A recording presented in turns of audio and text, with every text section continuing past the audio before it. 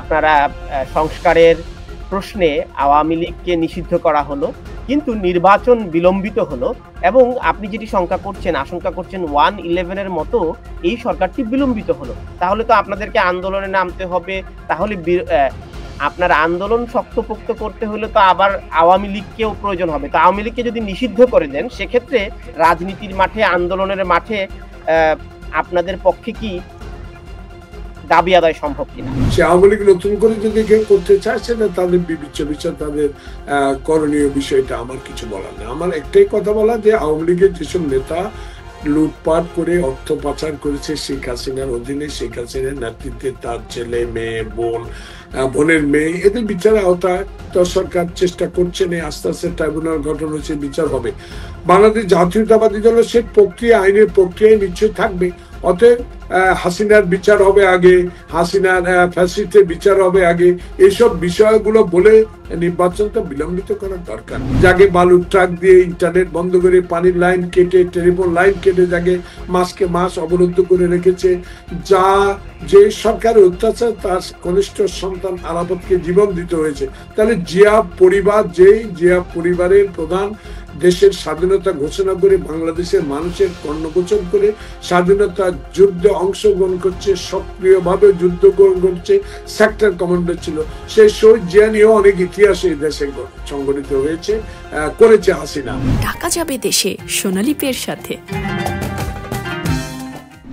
আপনারা সংস্কারের প্রশ্নে আওয়ামী লীগকে নিষিদ্ধ করা হলো, কিন্তু নির্বাচন বিলম্বিত হলো এবং আপনি যেটি আশঙ্কা করছেন 1-11 এর মতো এই সরকারটি বিলম্বিত হলো। তাহলে তো আপনাদেরকে আন্দোলনে নামতে হবে।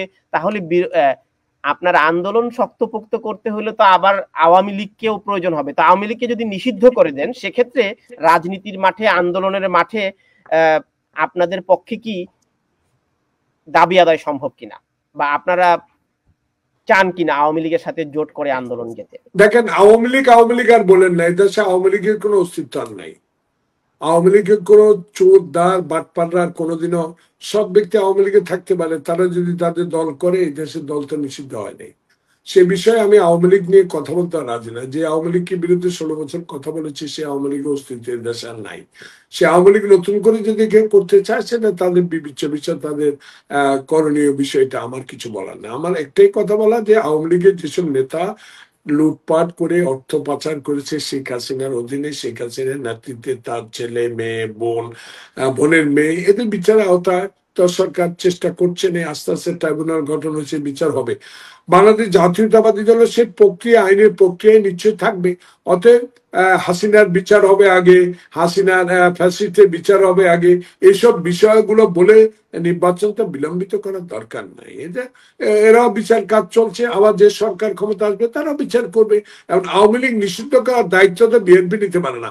আর আওয়ামী লীগকে আবার নতুন করে পুনর্গঠন করে তাদের সাথে আন্দোলন করার কথা আমরা বলতে পারি না। কারণ আওয়ামী লীগ সবচেয়ে বেশি ক্ষতিগ্রস্ত হয়েছি আমরা, সবচেয়ে বেশি ক্ষতিগ্রস্ত হয়েছে জিয়া পরিবার, সবচেয়ে বেশি ক্ষতিগ্রস্ত হয়েছে খালেদা জিয়া, যাকে এক কাপড়ে বাড়ি থেকে উচ্ছেদ করা হয়েছে, যার ক্যান্টনমেন্টের বাড়িটা ধ্বংস করে দেওয়া হয়েছে, যাকে বালুর ট্রাক দিয়ে ইন্টারনেট বন্ধ করে, পানির লাইন কেটে, টেলিফোন লাইন কেটে, যাকে মাসকে মাস অবরুদ্ধ করে রেখেছে, যে সরকারের অত্যাচার, তার কনিষ্ঠ সন্তান আরাফাতকে জীবন দিতে হয়েছে। তাহলে জিয়া পরিবারের প্রধান দেশের স্বাধীনতা ঘোষণা করে, বাংলাদেশের মানুষের কর্ণগোচর করে স্বাধীনতা যুদ্ধে অংশগ্রহণ করছে, সক্রিয়ভাবে যুদ্ধ করছে, সেক্টর কমান্ডার ছিল।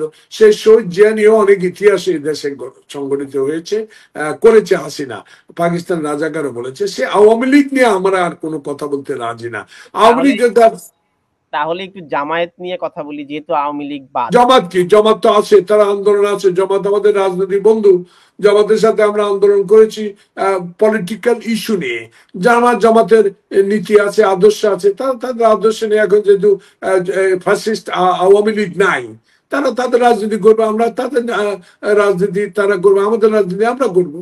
কিন্তু দর কষাকষিতে এখন কি আপনার কাছে রাজনীতির মাঠে কি আপনার আমি জামাতকে দর কষাকষি হিসাবে আমার প্রতিদ্বন্দ্বী রাজনৈতিক হতে পারে, আমি এটা মনে করি না।